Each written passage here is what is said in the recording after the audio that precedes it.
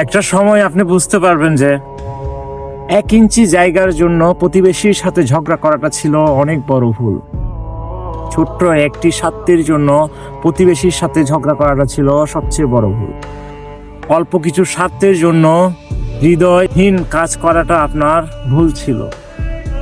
নিজের স্বার্থের জন্য অন্যের ক্ষতি করাটা আপনার ভুল ছিল। একটা সময় আপনি বুঝতে পারবেন যে নিজের জন্য আপনি যা কিছু করেছেন, যতটুকু প্রয়োজন ছিল তার অতিরিক্ত করাটা আপনার ভুল ছিল। কারণ আপনার আমার সবার জায়গা হবে ওই অল্প একটু 3.5 হাত মাটি।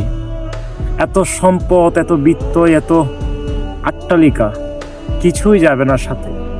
সাথে যাবে শুধু আপনার ভালো কর্ম। কিন্তু মানুষ নিজের স্বার্থের জন্য কত নিকৃষ্ট কাজ করে, কত এমন কাজ করে যার কোনো ক্ষমাই নেই।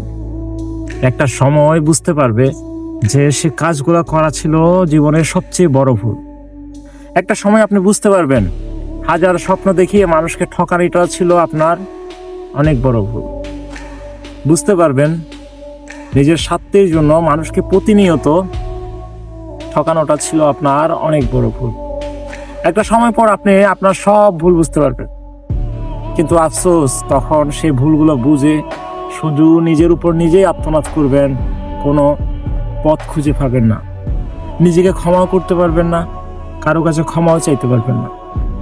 কারণ স্বার্থ মানুষকে কখনো সুখী করে না।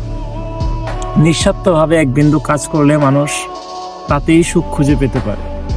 আর স্বার্থপরতার মাঝে আপনি আট্টালিকা তৈরি করলো একদিন না একদিন আপনাকে আফসোসের সাগরে ডোবাবে।